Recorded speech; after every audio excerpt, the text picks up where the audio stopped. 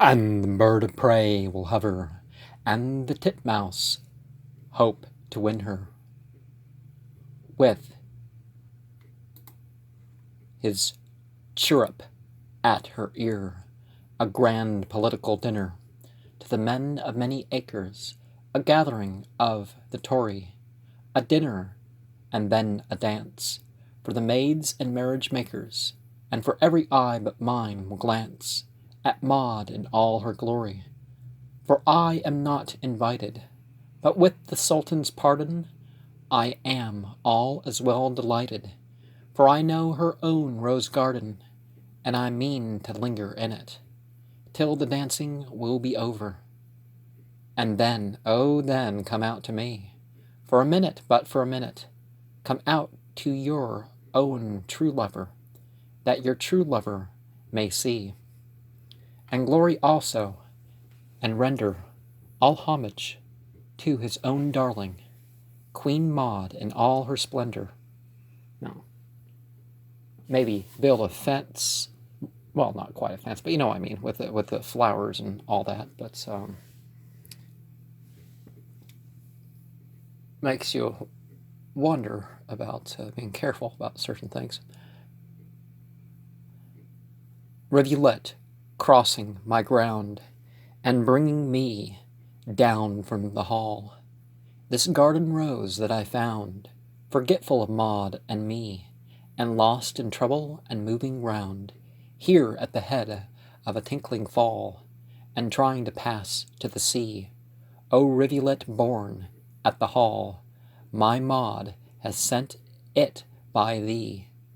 If I read her, sweet will write on a blushing mission to me, saying in odor and color, ah, be among the roses tonight. So, you could smell she was in the mood, huh? Come into the garden, Maud, for the black bat night has flown. Come into the garden, Maud, I am here at the gate alone, and the woodbine spices are wafted abroad, and the musk of the roses blown.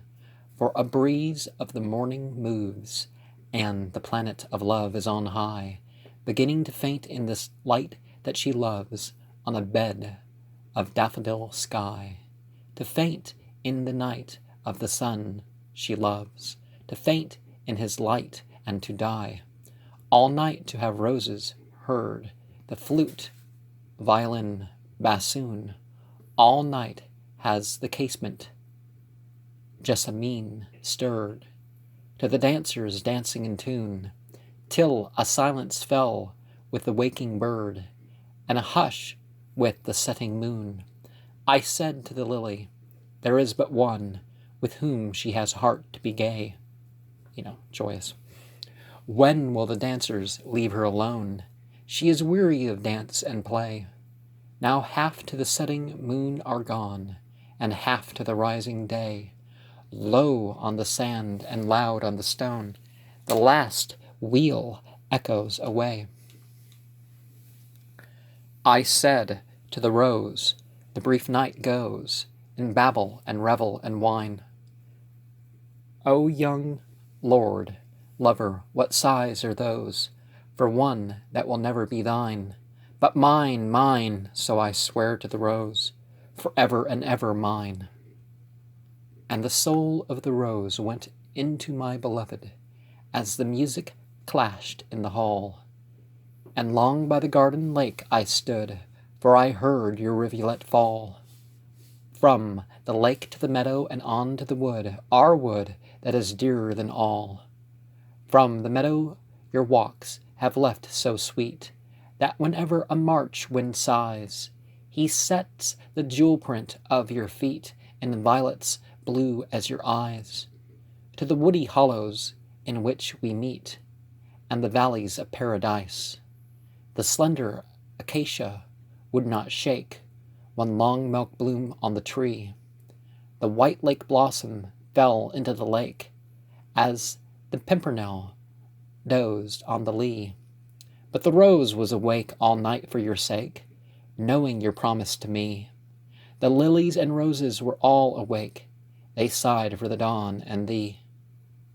Well, if it's a promise that is wrong, well, then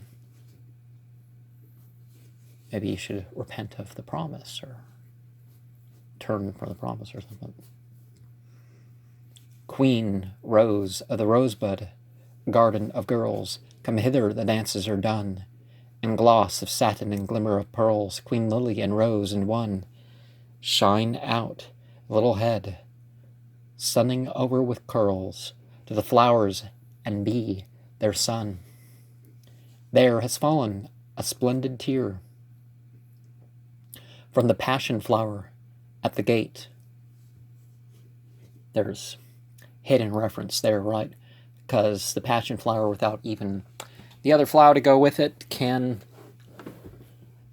it's an anti-anxiety thing that's sort of non-intoxicating, but it's connected to something that is intoxicating, if you know how to use it. I'm not saying go off and find drugs in your garden, but she is coming, my dove, my dear. She is coming, my life, my fate. Well, something helpful that's not intoxicating is still a drug, but you know what I mean. She's coming, my life, my fate.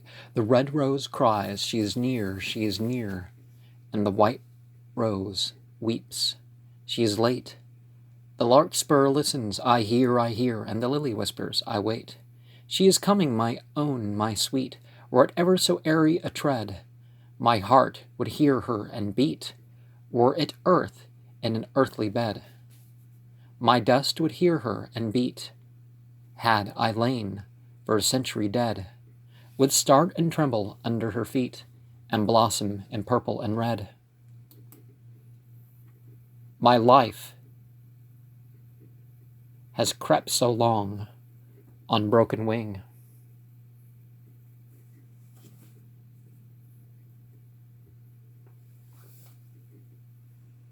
The fault was mine.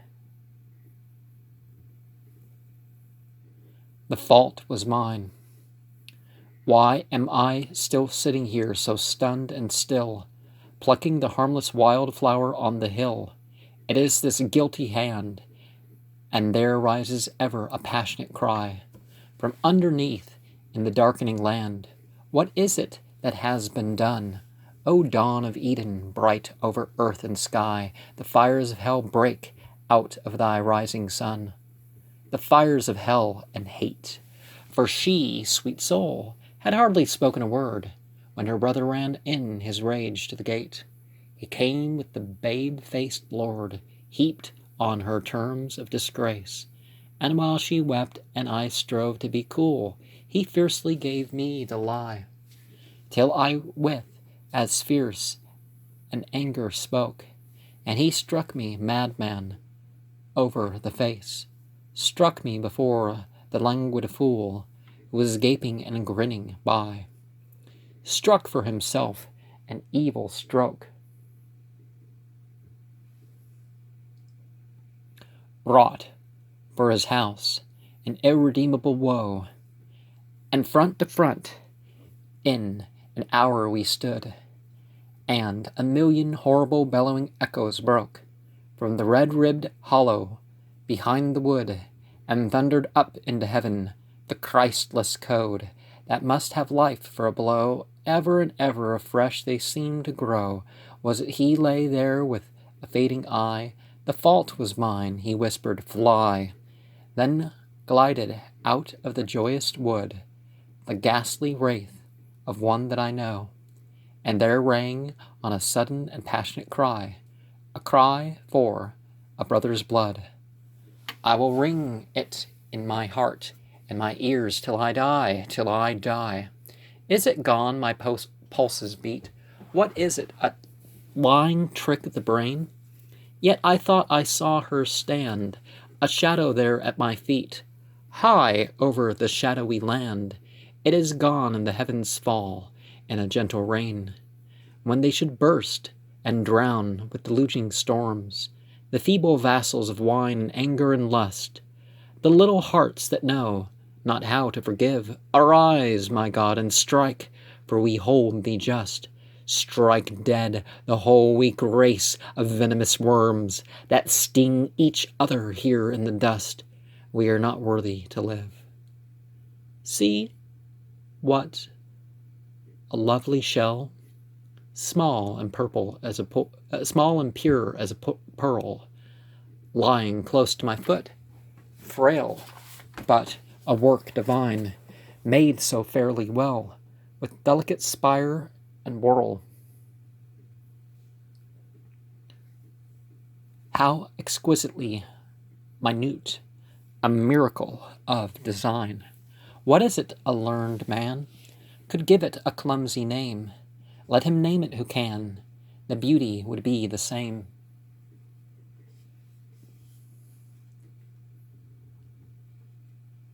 The tiny cell is forlorn, void of the little living will that made it stir on the shore. Did he stand at the diamond door of his house in a rainbow frill? Did he push when he was uncurled a golden foot or a fairy horn through his dim water world, slight to be crushed with a tap of my fingernail on the sand, small but a work divine, frail but a force to withstand year upon year the shock of cataract seas that snap the three-decker's oaken spine athwart the ledges of rock here on the Breton strand. Breton, not Britain. Here, like a shipwrecked man on a coast of ancient fable and fear, plagued with a flitting to and fro, a disease, a hard mechanic ghost that never came from on high, nor ever arose from below, but only moves with the moving eye, flying along the land and the main. Why should it look like Maud? Am I to be overawed by what I cannot but know is a juggle born of the brain, back from the Breton coast, sick of a nameless fear, back to the dark sea line, looking, thinking of all I have lost. An old song vexes my ear, but that of Lamech is mine. For years a measureless ill, for years forever to part, but she would love me still, and as long, O God, as she have a grain of love for me, so long no doubt, shall I nurse in my dark heart, however weary, a spark of will, not to be trampled out. Strange that the mind, when fraught with a passion so intense, one would think that it might drown all life in the eye, that it should, by being so overwrought, suddenly strike on a sharper sense. For a shell or a flower, little things, which else would have been passed by. And now I remember when he lay dying there, I noticed one of his many rings, for he had many, poor worm, and thought, it is his mother's hair. Who knows if he be dead? Whether I need have fled? Am I guilty of blood? Or I'm looking at humbly. However this may be, comfort her, all things good. While I am over the sea, let me and my passionate love go by, but speak to her of all things holy and high. Whatever happens to me and my harmful love go by. But come to her waking, find her asleep, powers of the height, powers of the deep, and comfort her, though I die. Courage, poor heart of stone, I will not ask thee why. Thou canst not understand that thou art left forever alone. Courage, poor stupid heart of stone, or if I ask thee why, care not thou to reply. She is but dead, and the time is at hand when thou shalt more than die. Oh, that 'twere possible, after a long grief and pain, to find the arms of my true love round me once again, when I was wont to meet her in the silent woody places. By the home that gave me birth, we stood tranced in long embraces, mixed with kisses sweeter than anything on earth, A shadow flits before me, not thou, but like to thee, ah Christ, that it were possible. Well, I don't see what. Remember that Christ is it's a title. It's not any specific being. 4. 1 short hour to see the souls we loved, that they might tell us what and where they be. It leads me forth at evening, it lights winds and steals, and a cold white robe before me, and all my spirit reels at the shouts, the leagues of lights, and the roaring of the wheels. Half the night I waste in sighs, half in dreams I sorrow after the delight of early skies. In a wakeful doze I sorrow for the hand, the lips, the eyes, for the meeting of the morrow, the delight of happy laughter, the delight of low replies. 'Tis a morning pure and sweet, and a dewy splendor falls on the little flower that clings to the turrets and the walls. 'Tis a morning pure and sweet, and the light and shadows fleet. She is walking in the meadow, and the woodland echo rings. In a moment we shall meet. She is singing in the meadow, and the rivulet at her feet ripples in on light and shadow to the ballad that she sings. Do I hear her sing as of old? My bird with the shining head, my own dove with the tender eye, but there rings on a sudden passionate cry. There is someone dying or dead, and a sullen thunder is rolled, for tumult shakes the city, and I wake, my dream is fled. In the shuddering dawn, behold, without knowledge, without pity, by the curtains of my bed, that abiding phantom cold. Get thee hence, nor come again. Mix not memory with doubt. Pass, thou death-like type of pain, pass and cease to move about. 'Tis the blot upon the brain that will show itself without. Then I rise, the eavesdrops fall, and the yellow vapors choke the great city sounding wide. The day comes, a dull red ball, wrapped in drifts of lurid smoke, on the misty river tide. Through the hubbub of the market I steal a wasted frame. It crosses here, it crosses there, through all that crowd, confused and loud. The shadows still the same, and on my heavy eyelids my anguish hangs like shame. Alas for her that met me, that heard me softly call, came glimmering through the laurels at the quiet evenfall, in the garden by the turrets of the old manorial hall. Would the happy spirit descend from the realms of light and song, in the chamber or the street, as she looks among the blest? Should I fear to greet my friend, or to say forgive the wrong, or to ask her take me sweet to the regions of thy rest? But the broad light glares and beats, and the shadow flits and fleets, and will not let me be. And I loathe the squares and streets, and the faces that one meets, hearts with no love for me. Always I long to creep into some still cavern deep, there to weep and weep and weep my whole soul out to thee. Dead, long dead, and my heart is a handful of dust, and my wheels go over my head, and my bones are shaken with pain, for into a shallow grave they are thrust, only a yard beneath the street, and the hoofs of the horses beat, the hoofs of the horses beat into my scalp and my brain, with never an end to the stream of passing feet, driving, hurrying, marrying, bearing, clamour rubble, and ringing and clatter, and here beneath it is all as bad, for I thought the dead had peace, but it is not so. To have no peace in the grave, is that not sad? But up and down and to and fro, ever about me the dead men go. And then to hear a dead man chatter is enough to drive one mad. Wretchedest age since time began, they cannot even bury a man, and though we paid our tithes in the days that are gone, not a bell was rung, not a prayer was read. It is that which makes us loud in the world of the dead.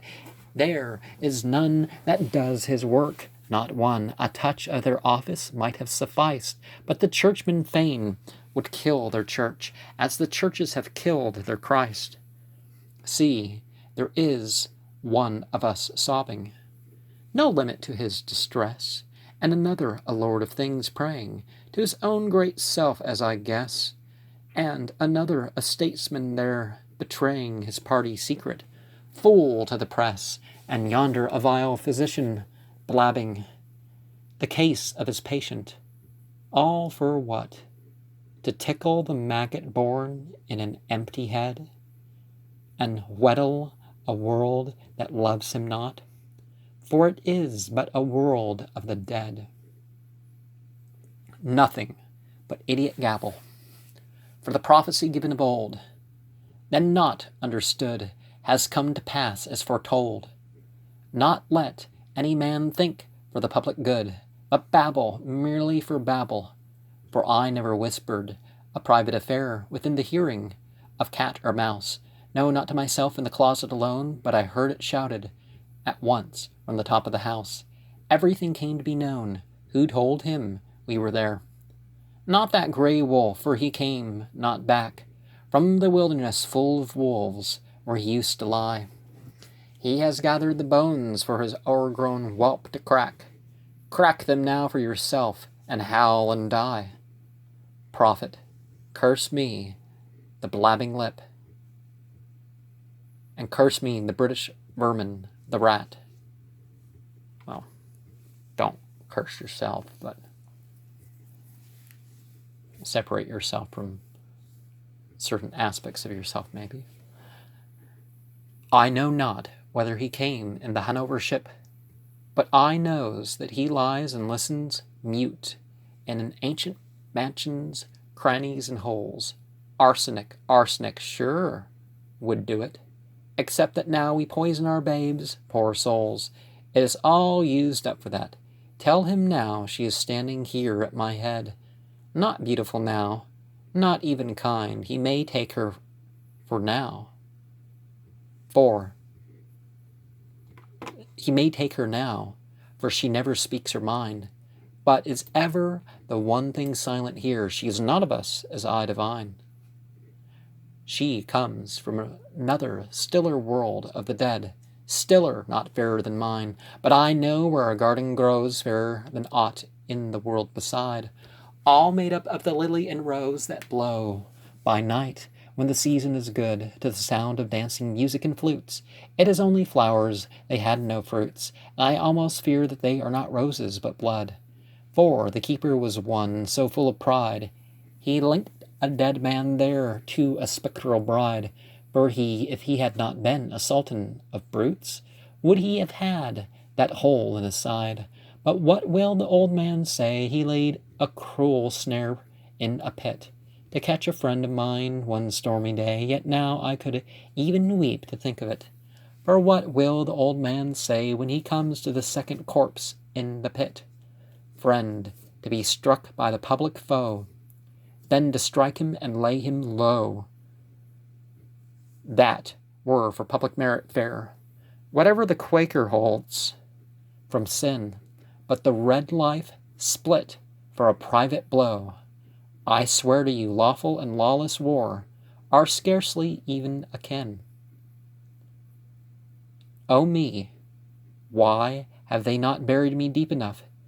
Is it kind to have made me a grave so rough? Me, that was never a quiet sleeper. Maybe still I am but half dead. Then I cannot be wholly dumb. I will cry to the steps above my head, and somebody surely must, some kind heart will come to bury me deeper, ever so deeper, through cells of madness, haunts of horror and fear, that I come to be graceful at last. For a little thing, my mood is changed, for it fell at a time of year when the face of night is fairer on the dewy downs, and the shining daffodil dies, and the charioteer and starry Gemini hangs like glorious crowns o'er Orion's grave low down in the west, that like a silent lightning under the stars she seemed to divide in a dream from a band of the blessed. and spoke of a hope for the world in the coming wars. And in that hope, dear soul, let triple have rest, knowing I tarry for her, and pointed to Mars, as he glowed like a ruddy shield on the lion's breasts. That's like the two of wands card in a lot of decks, right? And it was but a dream, yet it yielded. Wands is, like the clubs, right? And it was but a dream, yet it yielded a dear delight to have looked, though but in a dream, upon eyes so fair that have been in a weary world my one thing bright. And it was but a dream, yet it lightened my despair. And when I thought that a war would arise in defense of the right, that an iron tyranny now should bend or cease, the glory of manhood stand on his ancient height, nor pretends one sole God be the millionaire.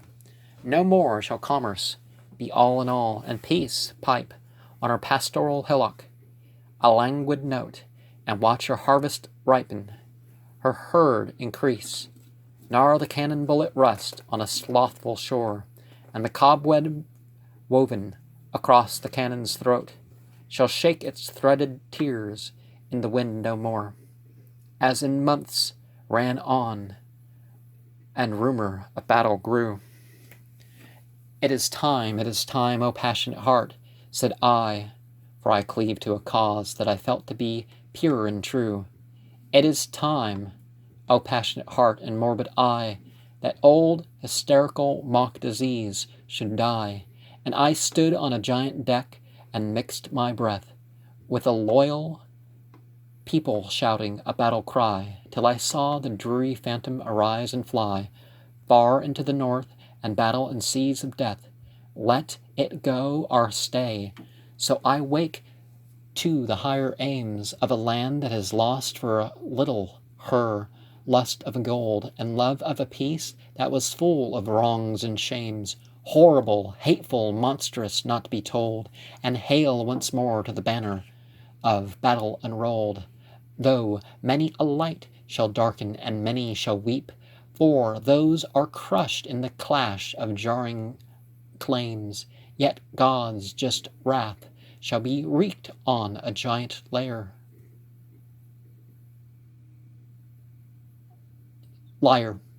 and many a darkness into the light shall leap and shine in the sudden making of splendid names, and noble thought be freer under the sun, and the heart of a people beat with one desire, for the peace that I deemed no peace is over and done. And now, by the side of the black and Baltic deep, and deathful grinning mouths of the fortress flames, the blood-red blossom of war with a heart of fire. Let it flame or die, and the war roll down like wind. We have proved we have hearts in a cause. We are noble still, and myself have awaked, as it seems, to the better mind. It is better to fight for the good than to rail at the ill. I have felt with my native land. I am one with my kind. I embrace the purpose of God and the doom assigned. When I turn my face,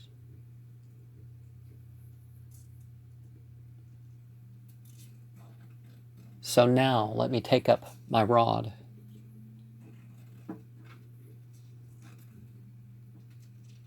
and bring light into this place. Yeah, I think that's a good thing to add. I'm not necessarily saying I'm a better poet or anything. If you notice, I've been doing that with some of the poems and stuff. I'm like, well, I'll throw in a comment that kind of continues the poem.